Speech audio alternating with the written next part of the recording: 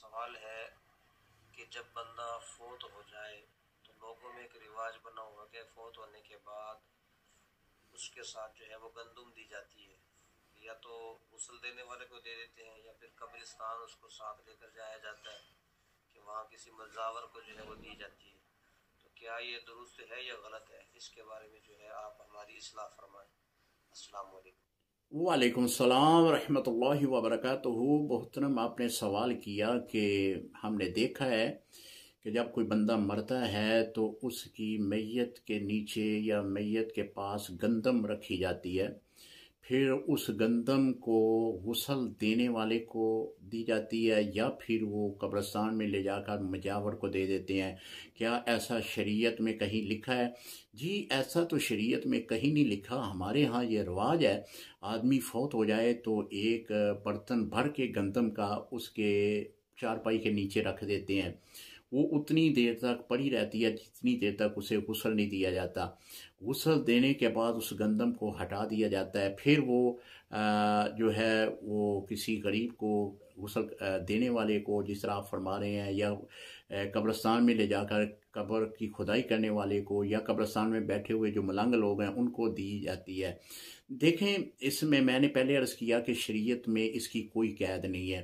میت کے لیے اصالِ ثواب کرنا یہ تو حدیث سے ثابت ہے۔ میت کے لیے آپ گندم دے سکتے ہیں، آٹا دے سکتے ہیں، جو بھی اصالِ ثواب کی نیت سے میت کے لیے دیں گے اس کا ثواب میت کو ملے گا۔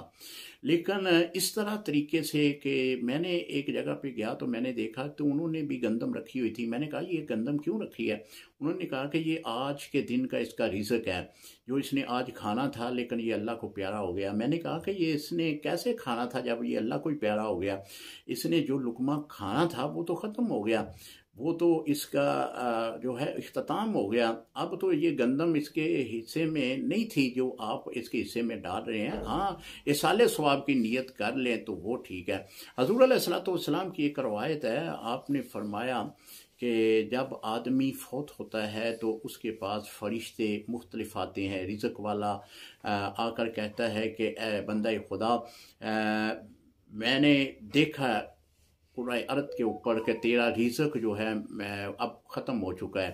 اب میں نے کونے کونے میں جو ہے وہ چھان بین کی ہے، تیرے رزق کا ایک لقمہ بھی مجھے نہیں ملا، لہذا اب تو دنیا سے جانے والا ہے۔ یہ فرشتے باقاعدہ طور پر عالم نزع کے وقت اسے یہ واضح کرتے ہیں۔ جب حضور فرما رہے ہیں کہ وہ فرشتہ خود بتاتا ہے کہ تیرا رزق ختم ہو گیا، تو پھر یہ کہنا کہ یہ اس کا آخری رزق تھا جو اس کی چارپائی کے نیچے رکھ دیا، یہ بالکل من گھڑت بات ہے، اس کا حقیقت کے ساتھ کوئی تعلق نہیں ہے۔ السلام علیکم۔